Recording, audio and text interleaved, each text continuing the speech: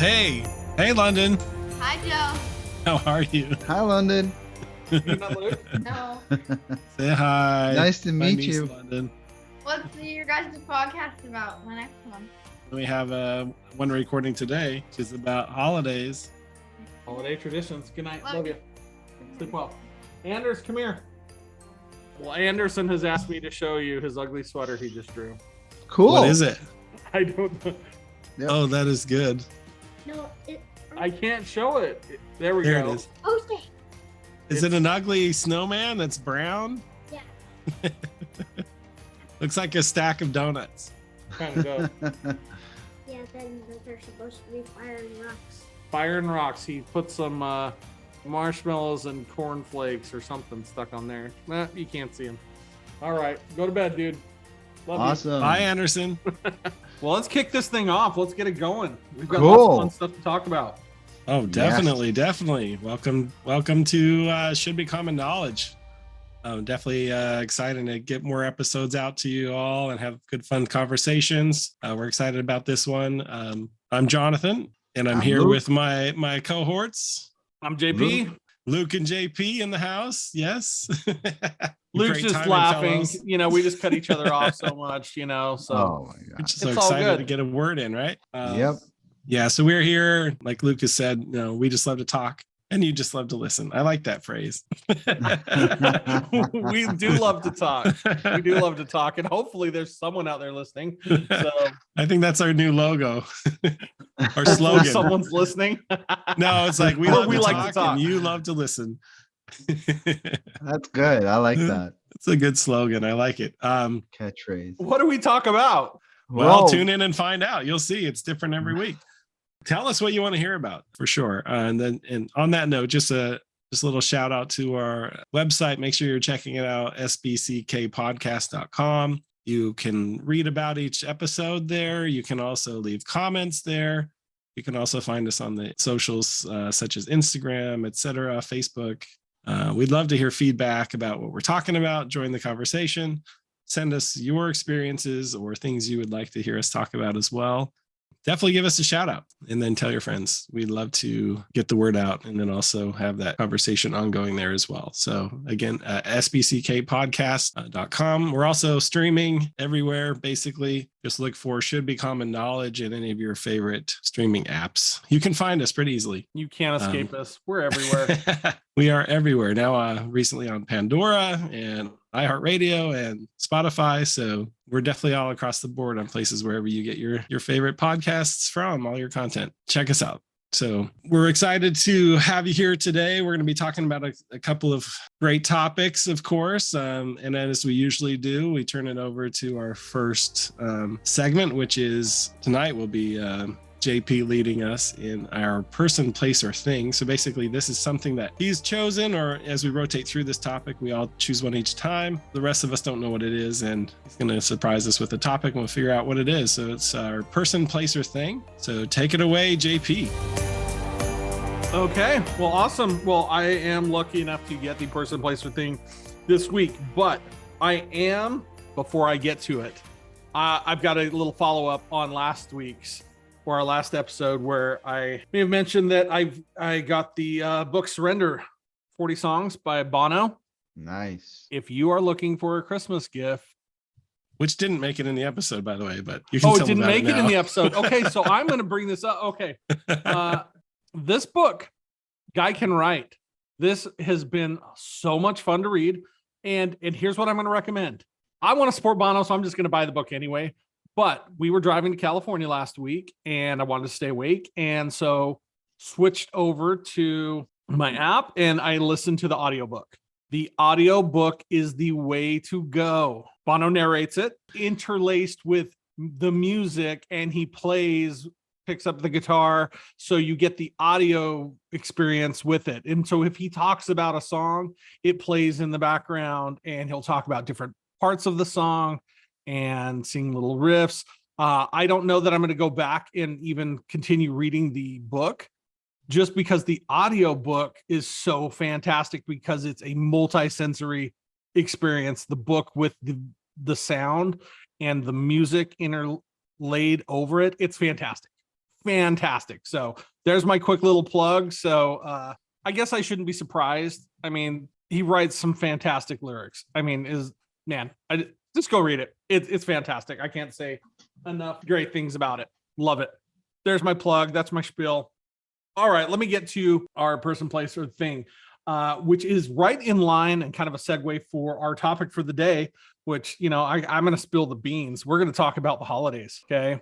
We are going to talk about holiday traditions, not necessarily just Christmas, but holiday traditions in general. Yes, Christmas is the season. Christmas is going to be a definite part of this because, yes, that is our tradition. But, what are yours and what do you do with your family in the holidays? So we are coming off of Thanksgiving. So another opportunity, some great family traditions there. But my person, place, or thing, which is my segue into this subject, it is a thing, okay? Not a person or a place. It is a thing, and it is a cookie, okay? A German cookie, as opposed to, the typical German cookies you can get in the local German markets, a Pfeffernuss or something like that. This one is the Springerle cookie. Luke, do you know what a Springerle is? No, I do not know what a Springerle is. I know. I was thinking Lebkuchen as well. No, not Lebkuchen, not Pfeffernuss, Springerle. Jonathan, I know you've had these as a child. I know you've had them, okay? So a Springerle cookie, it is a Bavarian cookie. It's an anise flavored cookie, okay? But I've had them. I just Googled it. Yep, okay. Yeah, I'm going to put a link in I didn't here. know the name. I didn't know the name. Oh, yes. There we go. There's a link for you, Luke, so you can see what they look like. So it's kind of a consistency of a drier cookie, sugar cookie, but almost like a biscuit. A little kind of like a shortbread, but not the same flavor. But not as dense and fatty as a shortbread, as far as like that. I've had these. Okay. 100%. And what's so great about these is what you do is you press them with a mold, either a rolling pin or press them into a wood block that's been carved with an image or picture. Or we have growing up, I wonder if you remember this, Jonathan, it's a metal block on wood with a dozen little scenes. A bread maker, a butcher, the beekeeper, the beer guy. Yeah, it's like a grid it's like a metal stamp and for the dough. Smash the dough on it. And then what you do is once you peel it off, you let them dry before baking. So what it does is it holds and maintains the image. So there's, these pastoral scenes on these cookies. And the anise flavor is just very unique. It kind of has that licoricey flavor. Anise. Oh, yeah. So really fantastic cookies, but they're just, I've never seen them for purchase anywhere. I've never gone to a German market and seen Springerle cookies available to buy by the bag. But it's something JP sent out a link with the recipe. We'll post that on our socials. Yeah, absolutely. With the episode. And they have a picture there of a rolling pin that has the images engraved on it. So as you roll the dough flat, you're pressing like the grid pattern with the images. Yep. And it's a pretty simple recipe. I've made it before. A lot of fun. But really it comes from the Springerle in German dialect means little knight or jumping horse. Okay. So like I said, they maybe in the past had like little pictures of knights or horses on them, but really it comes from the Yule Fest ceremonies from pagan Germany. And the wealthy would make an offering of an animal or their crops for the year, but the poor couldn't afford to sacrifice an animal just to make this offering. So the Springerle cookie is stamped with that image of the animal, and then they offer up the cookie instead as their offering as part of the ritual. So really cool, and they've just become part of the whole Christmas tradition. So it's a very unique cookie, interesting texture too, because it dries before you bake it. It just has this. It's almost like a biscuit, like a drier biscuit, but the flavor is very unique with the anise. So that's my thing. So you've never had one, Luke, or you think you have? No, I have had these. You have? Yes. Okay.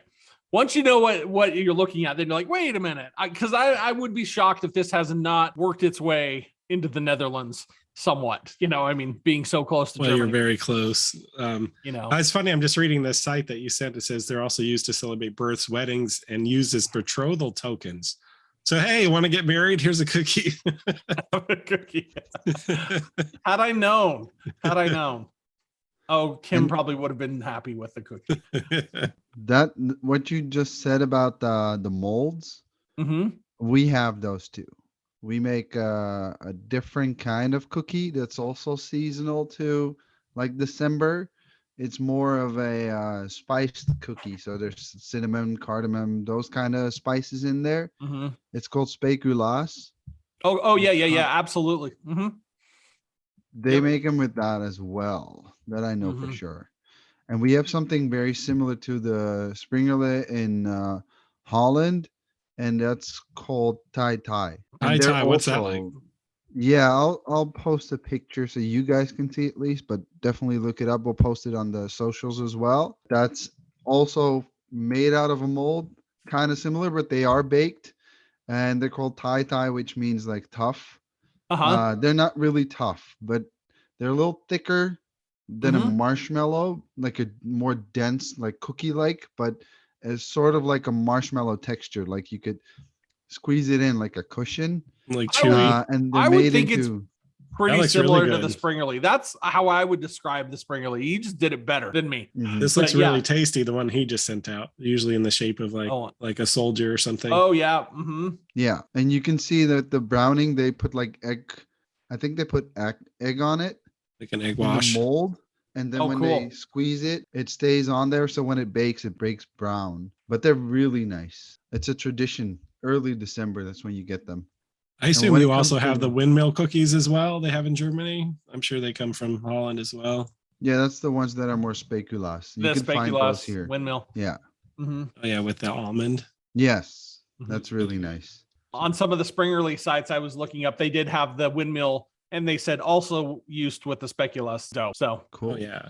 Look at us going straight to the food. yes, of course, that's what we do. I mean, so I mean, maybe that's our jumping point. That is our segue then to the holiday traditions. What better way to start it off with food? I mean, Talking about I don't cookies. think- Great person, place, or thing to kick us off, though, definitely. So, we'll be talking about the holidays today. So, not just Thanksgiving, but everything from there to New Year's and in between. And there's a lot of traditions, a lot of food, a lot of culture, a lot of things that we talk about. So, I don't know who wants to kick us off.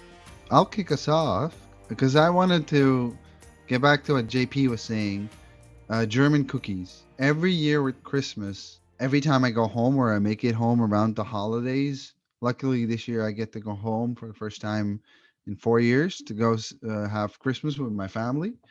And my aunt buys German cookies every year for every one of us. And they're special. They're regional cookies too. They're from Aachen, which is a city on the west side of Germany, close to the Dutch border. And I can't even describe the flavor. I think that anise is coming into it as well, like that flavor, but the cinnamon's coming in there. And these things are called Printen, like printing press. Printen from Aachen. Every year I get these. So every time I have these, they come in 2 or 3 different varieties. There's a normal one that looks like the Springerle, and then there's a chocolate one. It's chocolate covered, and they're like the best ever. That's always something whenever I see them or hear about them, it makes me think of Christmas markets in Germany, makes me think about Christmas with my family. It's just there's so many memories linked to that. Just that simple one cookie. And I've been to the store where they started in like the 1700s, and still in the back they have like their presses going, and they bake them right then and there for you. And freshest, they're the best ever. I don't So think that we've was, really definitely had mine. the oh my goodness, and I found a little site here I'm looking at too that kind of long rectangle cookie with, I'm sure, Yes. different flavors, but or sometimes they're dipped in chocolate or not. Looks pretty amazing. Oh my goodness. Typically I think a lot of the German cookies, like, the typical Pfeffernusse, the little Mhm. white round, or you have like the Lebkuchen, like they sell those in the markets with like the heart shape or whatever with the frosting with your name on it or whatever, where they sell them kind of like an ornament, or you can take them home and eat them. Big cookies, have those at the markets. Love the markets. Maybe we You could could explore actually find those here. I found them at Lebkuchen at Trader Joe's. They sell Oh, them. nice. Oh, nice. I'll have to go there. They always have some great stuff. They do. Yep. So we'll put a link to this. Yes, it's called an Aachener Printen, Aachener. And wow, these look phenomenal. And they're made with brown rock sugar. So it looks like rocks, and they're like big crystals of brown sugar, large crystals. You grind them up. And then I'm also reading the best part is you have to make your own homemade candied orange peel. The orange peel goes in there as well. Ooh, that sounds good. I mean, just looking at these, Definitely sounds like a spice cookie Yep, with flavor. there's like a spice blend that goes in there. The molasses. Oh wow, and it's just this thick granular cookie. Just this looks fantastic. And then it's at the end it says which way how do you do it? Beet syrup, corn syrup, molasses, or golden syrup? What's the best to coat it with? And apparently chocolate as well. So it looks pretty amazing. It's funny how every culture kind of has their, well, in Europe, there's like some sort of Christmas like spice type cookie. Sweden, they've got the pepperkakor, which is like, it's kind of like Lebkuchen, but it's a little more spicy, but I don't know. It's their own version of gingerbread, We do gingerbread houses and things here, but it's not quite the same as what you have over there. But everyone has their good thing to dip in hot chocolate or in their mold, whatever, for Christmas. Super good. I'll have to try those. I don't They're know. really good. Have you found the prints in here? No, I haven't. But I'm going, so I'll get a couple bags. Perfect. Bring some home. Bring some home. I'm gonna have to try to make this. This could be fun. But yeah, I love it because I think part of our tradition was kind of the same thing. I remember as a child with my German grandmother, her sister, who still lived in Germany, would buy bags of German chocolate and cookies, the Pfeffernuss and all the things, and she would put them in a big box and ship them to the States every year. So I remember like Christmas season really began when that box arrived, because we'd go to grandma's house and we'd visit her home, multiple times leading up to Christmas Eve and Christmas. But there was always this plethora of these German cookies and chocolates that always came fresh from Germany. And back then it was harder to, we do have a German market where we grew up. Wasn't a huge selection when we were kids, but we would have those tastes and those smells, and that's really what kind of fires it off. That's the Christmas season, and I kind of need those things to just take me back and just say, oh my goodness, there's the smells, that's the taste. And I tie that in with music as well. So, and my poor children and my wife just get bombarded by my childhood, and I don't even give them an opportunity to forge their own memories, because I'm like, you will enjoy this. This is what you will eat. This is what you will hear. And this is what you will smell. Yep. And now Uncle Jonathan brings the big load of goodies from Cost Plus World Market. I go get the German cookies and the Stollen. If you've had Stollen, it's that loaf of bread. Well, it's like how to describe it. It's coated in powder. Cake. It's kind of, but borderline fruit cake. But it's more bready. It's more like actual bread. You could eat it with butter, but it's got a center of marzipan. Yes. And then the whole thing is rolled in a heavy coating of powdered sugar. And it's a small loaf that's like half folded over. And they have different flavors, but I like the Stollen. And I feel it's only safe to eat over the sink because the powdered sugar just goes everywhere. But it's so good. You can't take it into the living room and eat, or just draining this powdered sugar everywhere you go. But it is borderline a fruit cake. It's more bread than the dense. It's not like that gross, but the marzipan saves it. Gelatin. It puts it over the oh yeah, it's good stuff. Fruitcake edge, And the other thing is we'd always have the marzipan. We'd have the little pig or the little fruit like hand painted into edible like paint, like the different shapes of marzipan, or just the bar with like chocolate coated. If you've had like the Mozart balls, what are those? Mozart Kugeln. They're like those are good. Dark chocolate with the marzipan in the middle. There's like layers of stuff in there. It's super tasty. If you can find those, they are really good. Love that stuff. Oh my gosh. That's so good. So you've had those, I assume. Yes. So in addition to foods and treats that kind of kick off the season, let's talk about, I think this is a pillar of the season, is the music you listen to. When is too early to start, and what do you guys listen to? I have to pitch in here. I'm sorry. It was actually part of my next thing. I just Googled it as well.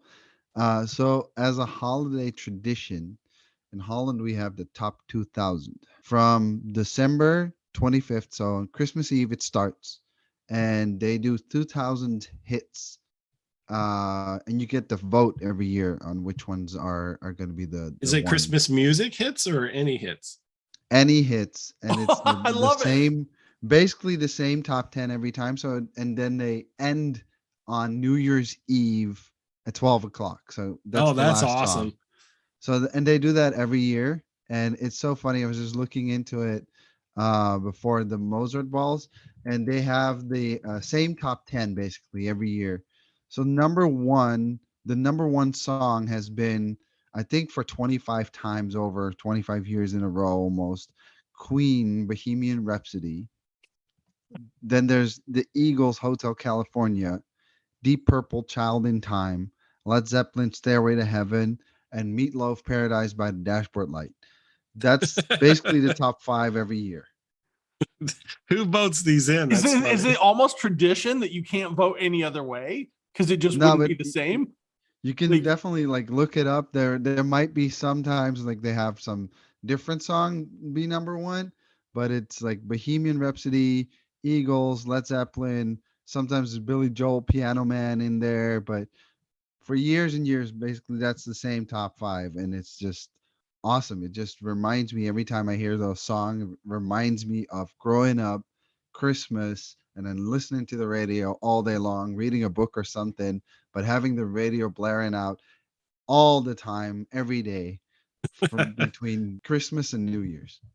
That's kind of like the UK Christmas number one. It's always a big deal every year, whatever is the number one song the week of Christmas. And Mhm. sometimes it's a Christmas thing one, and sometimes it's not. I know the Beatles have had a Christmas number one, and you see it in some movies and stuff about like what's the number one song during Christmas. It's funny how music is a big part of it for sure, and that's not necessarily like Christmas music. But with the, what's too early? I think there's definitely a too early for Christmas music for sure.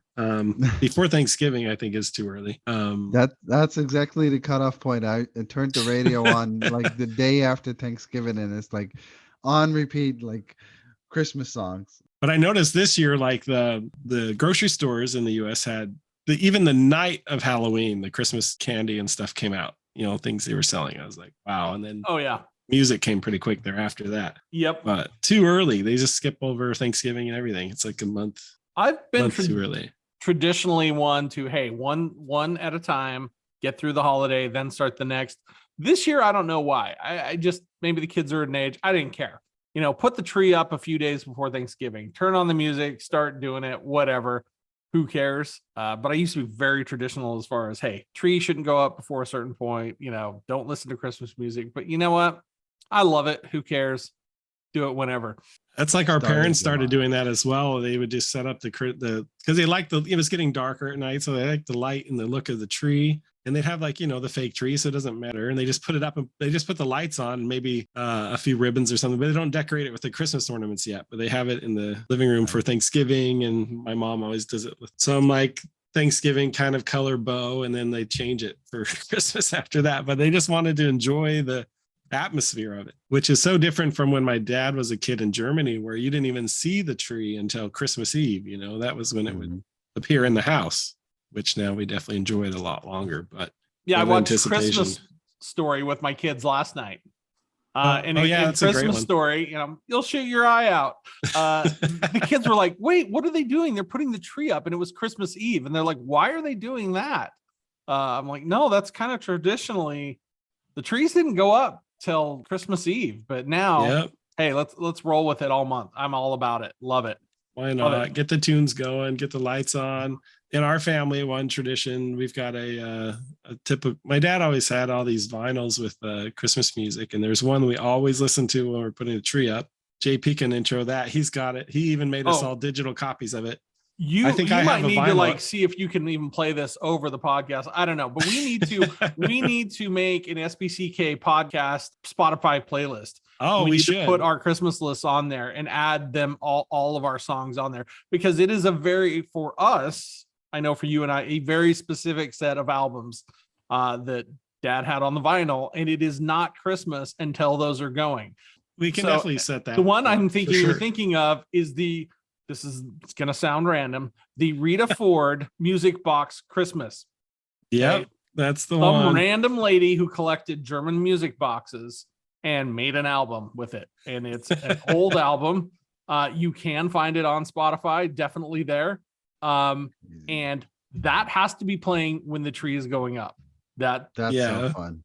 it's bizarre, and that it sets is Christmas the mood to me. so perfectly. It's so great. But on top of that, then, so if we're talking about, setting up that tree, so it has to be, the tree needs to go up, and that, we don't even have to get into the specifics of how the tree has to be set up, because you've got to do things in a particular order. But you've got to have that album playing, as well as getting out the German smokers, the little men that smoke with the little incense. I wondered if I had a suspicion you were going to do that as your person, place, or thing. The German smokers, but Luke, do you know what those are? Not a clue. Okay, so it looks like a little nutcracker. Looks like a little man. And they break in half, like you lift the top off, the top half comes off, and you put they have little German incense cones. They're a little pine tree smell, Christmas night smell, winter forest smell. That is so cool. And you light it, and the little smokers, like they all have little pipes, and the smoke comes out of their mouth and makes little smoke rings going up. So you've got the music, so we've got something we can hear. You've got the smell, then you've got the cookies. Now you can put up the tree.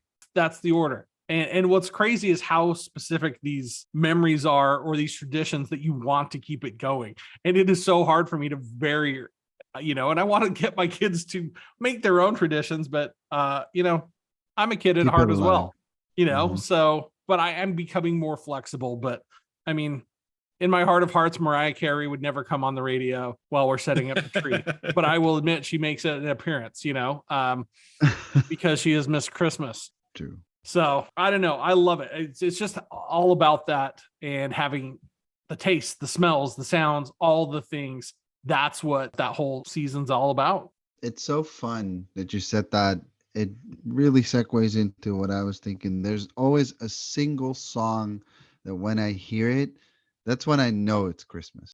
Like if you just hear it and it's like, yep, that's it. Now we can have Christmas. Now we're good to go. And mine is, I don't know if you guys know it actually. Do you guys know Chris Ria? I don't, not off the top of my head. Driving Home from Christmas. That's the song.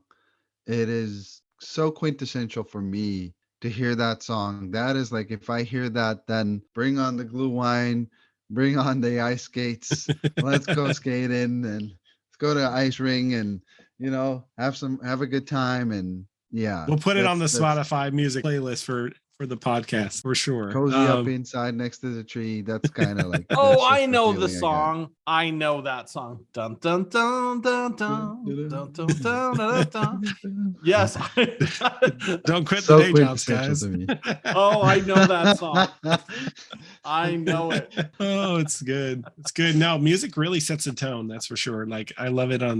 We have nephews who grew up singing in choirs, and so we'd go to they do the Christmas Eve Mass in the big Catholic cathedral downtown in Salt Lake City. So we'd go down there at midnight and hear the music, and it just really puts you in the mood. Pretty awesome stuff.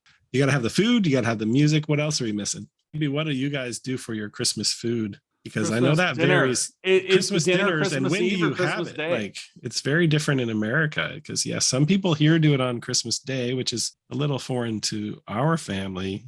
We do it Christmas Eve. It's kind of the German way. But people here do it. Then they basically do. So people do like a repeat of Thanksgiving with the turkey, and which blows my mind. Yeah, it took me into my adulthood to realize that a lot of my friends all do turkey and potatoes and the whole Thanksgiving meal over again on Christmas Day. That was new to me. And I'm like, wait, you do Thanksgiving again? They're like, yeah, that's what we do. That was new to me because that's just completely foreign to me. Some people would do a ham, mix it up Yeah, with a ham, but it still that's has like all the big meal. same trimmings and all the things, so I don't know, that was new to me, and it just didn't occur to me that our family tradition, and I'm sure you might bring this up, Jonathan, is oddly non-American, so that's very not even German. It's also, well, the timing of it is German, but the meal is not. Yeah. So, but what would you do, Luke? What does your family traditionally do? It's a big thing. It's a big thing. Every year, we do Christmas at someone else's place. We rotate, all of us, and the person organizing is cooking. And in Holland, it's such a tradition to cook and to go all out. Bring out your haute cuisine, chef skills, your knife skills, show us off with some shrimp cocktails and stuff like that. It really is like a 3-course meal and it has to go all out. My aunt always makes a killer tiramisu. But my mom goes and cooks maybe 4 or 5 dishes or something like that. And it's like the good cutlery comes out and it's an entire evening. And if you want to do it the easy way, it'll be, I think they call them raclette here. We call them gourmet sets. So they're like the hot, what do you call it? The hot stove on the top, and then you have the little pans, and you have to fill them up with. We fill them up with vegetables or eggs and stuff like that. And we prepare and like put it on the table, and you just fill your own little pan, and that's what you eat. Always one of the Christmas days. Normally not Christmas Eve, but Christmas Eve is usually all out cooking. There's like we get turkey, we get quail, we get all sorts of things that you can't even think of, lobster or something like that. It needs to be extravagant. It needs to be big. That's basically what they do for Christmas. It's kind of a bit like when I had Christmas in Sweden, as well as other places in Europe. But it's like the big meal. It's all out. You've probably heard of the smorgasbord, but this is called a Yule board, the Christmas table. And it's like a huge kind of almost buffet with a ton of different dishes with all sorts of things like lutefisk. I don't know if you've had that before. It's like that white gelatinous fish that you could put with white gravy and like pepper on it. And then they have like, of course, the meatballs and the sausage, and they have this kind of potato dish with fish. They've got all sorts of sausages and pate and bread and cheese and red beet salad. Like it's like a whole mixture of different dishes all down the table. So it's kind of like a smorgasbord at Christmas, but they all have staple ones that they do in each family. And the funny thing there, the tradition there that I got to take part in for a couple of years, is everyone in Sweden at a certain time on Christmas Eve, the whole country gathers around the TV to watch Kalle Anka, which is the Swedish name for Donald Duck. So they all get together and watch this. Oh, wow. It's been this way since the 50s. Every family gets together and they watch this Disney program for an hour of cartoons. And they all watch Kalle Anka, and it's not Christmas until you see the program. And then actually sometime after that, like someone in the family will sneak off and get dressed up, or a neighbor will come, and Santa actually comes to the door dressed up and knocks on the door and brings in presents. Like, and kids are like, whoa, Santa's here, but they all know it's somebody, I think. But yeah, it's pretty funny. But yeah, the Christmas Disney program was kind of a crack up to me. But it's not Christmas without Kalle Anka, which is really like Carl the Duck, but Donald Duck. That's funny. Luke, is there a quintessential kind of ubiquitous Dutch dish that is always part of Christmas? No. So it can just be anything, just as long as it's fancy. Yeah, it has to be fancy. It's not have like Stampot. That's no. So the Stampot and all those things, they're definitely like winter foods. So October starts. That's when we start mashing potatoes and mix in kale to make boerkool, and then we have big sausages, more like the what is it, the falukorv kind of sausages. The big one, smoked sausage, is what we usually do, and then it's like you boil it in like a bag, one of those, what do you call them, sous vide bags? Oh yeah. You boil the sausage, and that goes on there, and then gravy, a ton of gravy, and then you just pour that on. So you have boerkool, which is kale mixed in. Then we have onions and carrots with mashed potatoes mixed in. That's my favorite, hutspot. You make that with a big greasy meatball. So good. But these are very like the winter foods. They're very hearty foods.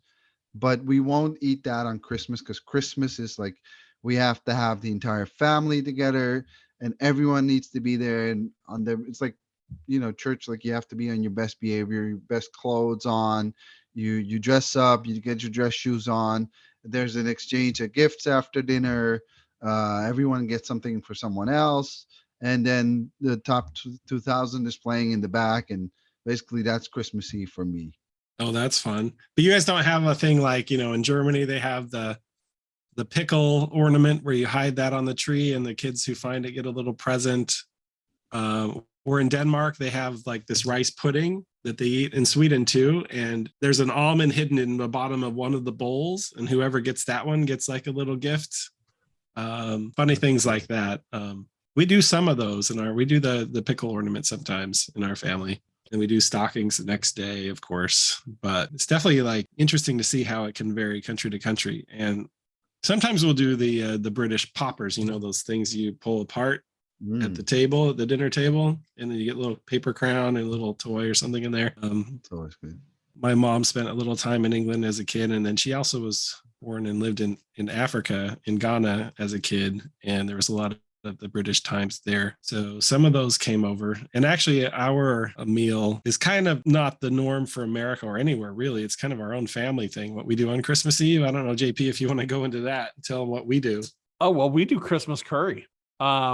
Christmas curry. I mean, if anyone wants to really mix up their Christmas Eve dinner, do a Christmas curry. I mean, here's the thing. If you want a sensory overload that screams Christmas, you need to walk into a house. If I want to smell some pine tree on Christmas Eve, I want to smell a tree, and I want to smell curry. You walk in that house and it should be overwhelming, this smell of curry. And it is a West African curry.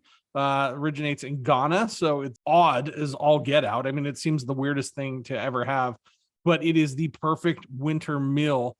And I mean, I could talk about this curry we could have a podcast for 3 hours about how to make this curry, but it's essentially, and it takes an entire day to make. We're getting better at it each year, kind of cheating and figuring out faster ways to do it. Thank you, Costco, for pre-cut tomatoes, pre-cut onions, and all of those things. But it is essentially a chicken curry with apples and carrots cooked down into this like a pretty soup thick, soupy curry. And I'm not talking like you put a sprinkle of curry in it. It is a Punjabi and Sons Sun brand curry. It's the only kind you can use. If I taste any other type of curry for this, it's not real curry. And we do this by the tin load. We'll probably put anywhere from 6 to 7 tins in this pot. Like and you can never just make one pot. We have a small year with no one coming over. It still ends up being 2 giant pots. One a little hotter, one a little less cayenne, a little less chili in one. But so basically you get the rice in your bowl, and then we have all these toppings. Like you have fried bananas, fresh bananas, mango, papaya, pineapple, roasted coconut, roasted peanuts, tomatoes, fried onions, fresh onions, limes to squeeze over it, like all this stuff. Wow. And then you pour the broth over it with the chicken. And then there's the cherry on top is we have floating in the soup is we have hard-boiled eggs. So you get one of those on top. And that's your meal. And it's like, and it is that's Christmas savory, warm, heat your gut, but mixed with this weird sweet and savory, because you've got all of the peanuts and tomatoes and fruit and onions mixed with mangoes and papaya and fried bananas, breaded fried bananas that go on top. And it is the weirdest conglomeration of flavors. It's just this explosion, which is, as a child for years and years, I couldn't mix the sweet and the savory. I'm like, it's got to be one or the other. It seems too weird to put like sweet fruit with it. But I mean, we'll post the link. I think we've got a recipe for this somewhere, but it's just a bizarre tradition for us. But my wife got a call from someone today she was talking to.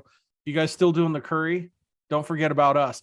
Friends drop by, it becomes their tradition, and they crave a Christmas curry. So it's always been hey, our doors are open. Anyone is welcome, and the more the merrier. And it kind of gets in your blood. Once you have the Christmas curry, you want it again and again. So yeah, and our extended family on my mother's side, they all do it. So not so much our family in Germany, they don't, but the ones in my mom's side that had the African experience, that's kind of where it stemmed from. So all our extended family do this as well. So, well, most of them. Funny. Interesting. So yeah, the interesting about America is there's no one set way to celebrate any of these holidays. Everyone kind of pulls from the various backgrounds from where they're from or their experiences and creates their own traditions, which is pretty awesome that you can just kind of like, and then each generation things change because people pulling in from both sides of the family, and Awesome. kind of create your own traditions going forward. But yeah, that's ours. It definitely doesn't feel like Christmas unless I smell that curry going on with the music box music going. It does make me think though. It makes me think about whenever we go ice skating in Holland. It used to get cold enough that the lakes would freeze over. You would go ice skating. And my favorite food from that time, winter food, which is also around Christmas time, is when you go ice skating, you can get pea soup. Ooh, And yum. like a pea soup with like a good chunk of like meat in there, and then the smoked sausage goes in there and like mixes up into this thick soup, and then they eat it with, it's not rye bread, but I think you guys know more, the German black bread Yeah, almost. like a What's it called? pumpernickel kind of. Pumpernickel, Pumpernickel. Yep. exactly. Yeah. Oh, yum. Pumpernickel with I think they usually do like a katerspek, so they do bacon on it, but uncooked. Oh yeah. Mhm. Oh, interesting. Somehow. Yeah. So Oh, I'd that's eat that. That sounds good. I that's love like pea that's like soup. such a tradition. Whenever you go ice skating, there's like little stalls along. If you're going on a lake or a river, they'll have stalls along the way that sell that. And you can just stop after like ice skating for like 4 hours and just have yourself a bowl of pea soup with some rye bread. It's pretty Something to cool. warm you Pretty up and a cool. warm cup to hold, Oh yeah. kind of like the hot chocolate here, everyone wants to hold the hot chocolate cup. That's perfect. Oh, that sounds good. I love a good pea soup. I think you'll have to make that for us, Luke, sometime. So Okay, I'll get the recipe. Mom has it. It was my favorite meal growing up. Every year with my birthday, I would order that ooh, that every sounds so year. good. And So we had a good. very weird tradition when it came to that. Nobody does this, and it's funny because it links into your sweet and savory sort of thing. I would have pea soup, and after that, I will have pancakes. Interesting. That's so funny because that's like Sweden. They have a whole holiday where they just like a pea soup day with waffles, Wow. which I don't even remember what day it was or why, but they do pea soup and they squeeze like mustard in it, like a hot tangy mustard into the pea soup, and then they have waffles on the side. So Oh, that's cool. that That's goes with your interesting. pancakes. Yeah, and the pancakes would have like we would have all the toppings out. You could get Nutella on them, strawberry jam, maybe some powdered sugar, some brown sugar, and then we don't have maple syrup, but we do have our own. It's a thicker form of Like maple the syrup. golden syrup. Yeah. Yeah, that's Yes. good stuff. I had that in Sweden. So Um, after like the pea soup, and after that, you're like, okay, I'm gonna go lay down now. That's perfect. This year, Christmas morning, I've been asked to make my Swedish pancakes. So they're kind of like those thinner crepe style. So we'll be doing that. Mhm. That's always good. You can't go wrong. Cool. The Nutella and it's so good. Well, I think it's so cool though. Like kind of you mentioned though that in the States, like I kind of feel like I don't know much what other people do in the States because our traditions are very much Germanic and that's just where we come from. And those are our traditions. But when I see other friends and the way that it's so foreign to me that they're just completely different. They're just the US is such a dispersed, people come from so many places that there's so many different traditions that everyone use. And I love that you can kind of just grab what you like and think, you say, oh, that looks fun. That looks interesting. And just start something new. Like one thing that has been new to us is our New Year's Eve feast, which we don't do all the time because we might be with different family. But generally one that we love to do, and this has kind of been a tradition born of gathering of friends, once all of us started getting married, we would go on a vacation. It's typically a friend had a vacation home we'd all gather at. And over the years, then it kind of stopped as everyone started getting too many kids and it just became kind of a too big of a deal. But really the tradition kind of started there was a low country boil, or kind of the equivalent of a New England clam bake. And that's the New Year's Eve feast. And that's what I love to have. And it's such a fun one because, I don't have any Southern roots, nothing like that, but it just seems like a fun thing to do. And, it's that big pot of corn and potatoes and shrimp. You can put in lobster, you can put in clams, sausage, full sausage, a nice spicy sausage, boil that thing up, then pull that out. And then what you do once you strain it all, it's a fun party food. We just put newspapers all down the table and then we just dump the pot out across the big table and everyone just gathers around. We've got great tunes going on. And while we're waiting for the countdown for New Year's Eve, the kids and everybody's just gathered around eating this low country boil. And that's so much fun just to be able to find something and pick and choose and go, hey, that looks good. That's something we want to do. And just, it's a new tradition because growing up, we didn't really have much of a New Year's Eve tradition, no traditional meal or anything like that, other than maybe hanging around, listening fireworks to Dick Clark, at midnight, banging on a pan countdown. Once we hit midnight, kind of thing. But it's so fun to be able to take these traditions and it all ties in with the food we eat, the people we're around, and the music we listen to. I love how it all just kind of wraps together. Luke, what do you guys typically do for New Year's? I just posted in the chat a link to a YouTube video of what the Netherlands does with New Year's. So traditionally, we've done a ton of fireworks, and you can buy them in the weirdest of places, mostly like bicycle stores, hardware stores, but not so much like grocery stores or anything like that. And they get a permission to sell it about 10 days out of the year. And everyone buys in big, big. And when I say big, last year was like $3 billion being spent. Over 17 million people, just, the population of Los Angeles, spending $3 billion on fireworks. It's like your 4th of July. Well, this looks worse. Insane. I'm watching this video. It looks like a war zone. It is, because kids do this. 12-year-olds do this. And these are the most insane people there are, because they don't care about fireworks being pretty. They care about fireworks going bang. Sweden does a similar thing, but maybe not to this extent. This is wild, This is wild. That's why I posted it, because you need to understand what goes on at New Year's. Go ahead and search on YouTube how to survive Dutch fireworks.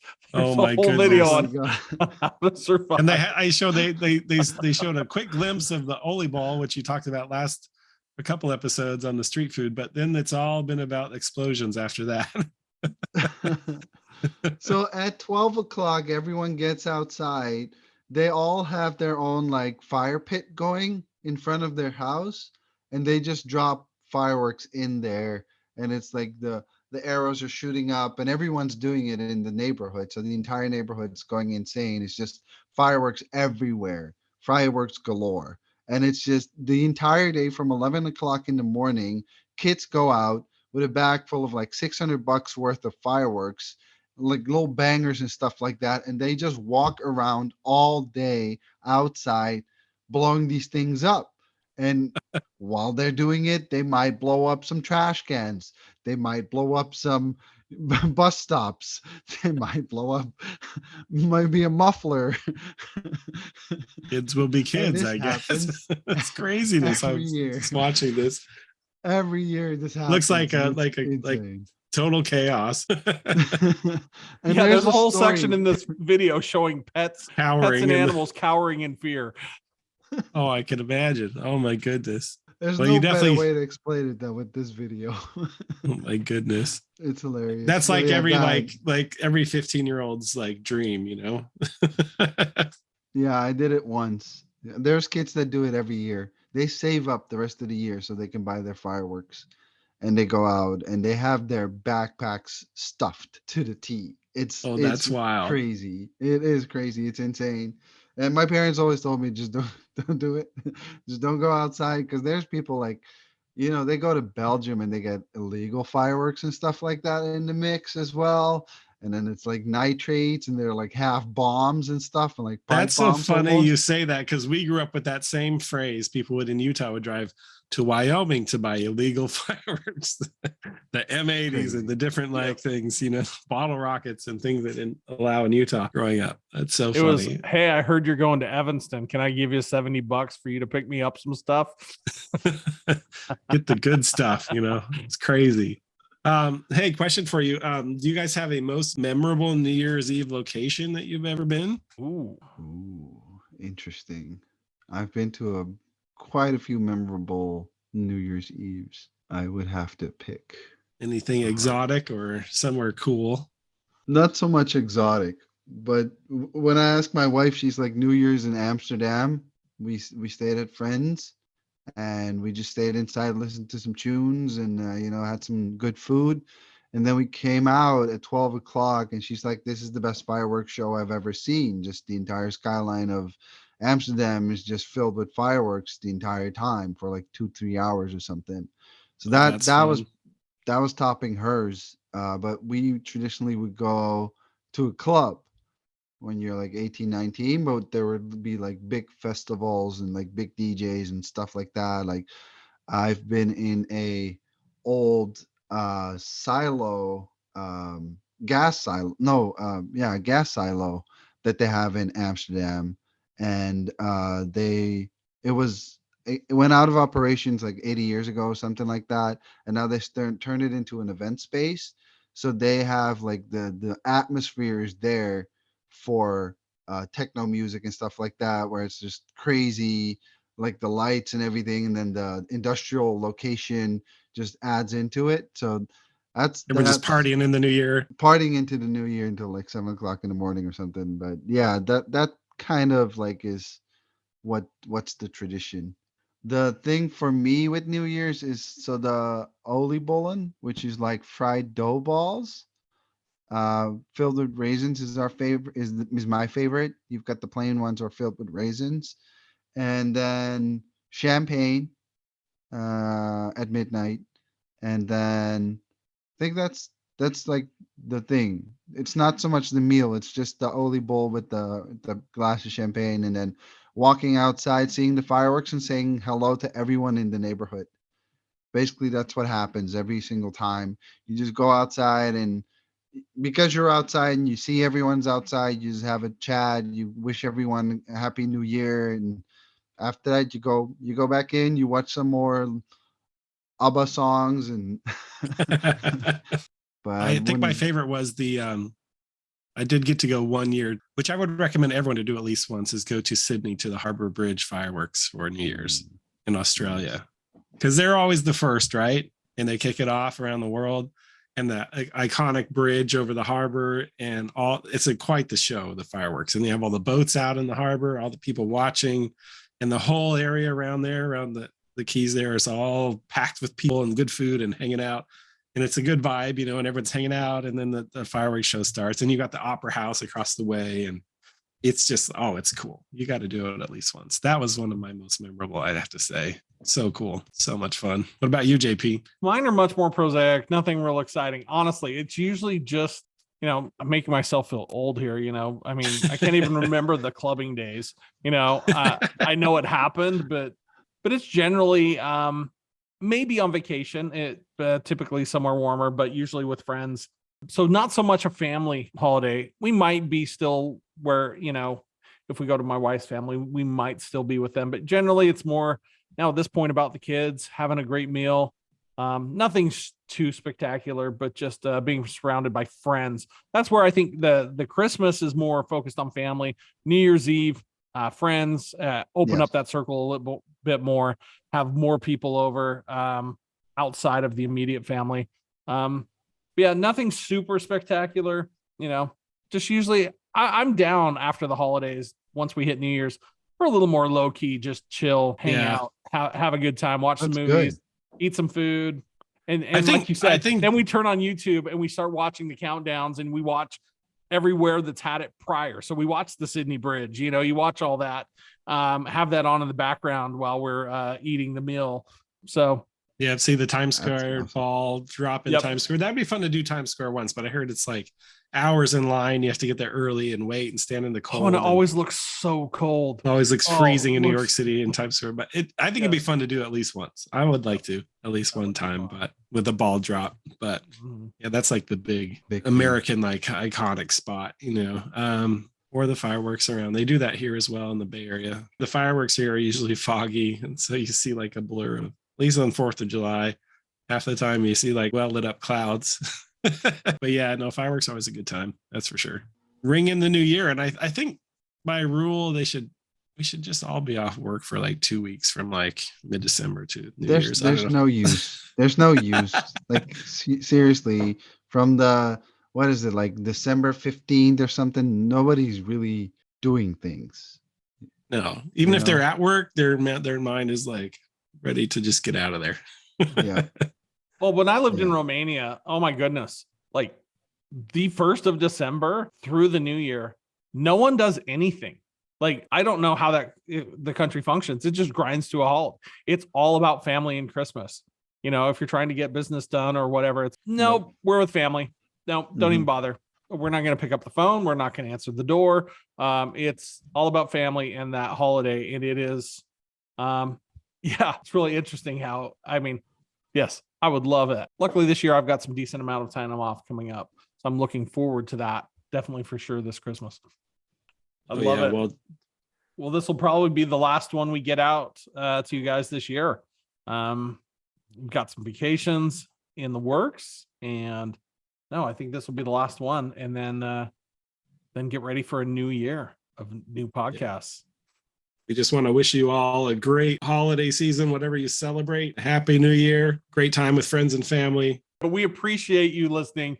And hey, go ahead and leave us some messages. What are your holiday traditions? What do you like to do? Get on Instagram. Let us know. What do you do with your family? Send us some pictures. We'll go ahead and post some. Show us your meal. Show us what you like to do. We always love to hear the feedback and see what the listeners are up to. Don't forget to follow us on Instagram, SBCK Podcast. Once again, thanks again for joining us. It's been a pleasure this year, and it's been a lot of fun. And we wish you guys the very best of holidays and a wonderful new year. We will be back in 2023. It's here. It's that time. That sounds crazy. 2023. Whoop, whoop.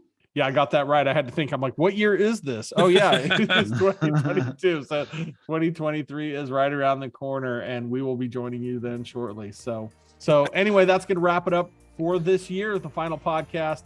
See you again next year. And once again, I'm JP. I'm Luke. Jonathan. At the same time. Hey, We'll do it once again, I'm JP. Thanks for joining. Signing off as well for... And I'm Jonathan. Luke. No, And this is I'm terrible. And this just has to be in the B-roll. We'll just have to keep playing this. So, Oh hey, my God, you on did the behalf of last all part. of us, JP, Luke, and Jonathan, we wish you a very holiday season and New Year. We're not even going to try that again. So, Oh my God. peace out. Have a wonderful Happy year. New We will Year, see all. you on the flip side. Have a great one. Peace out.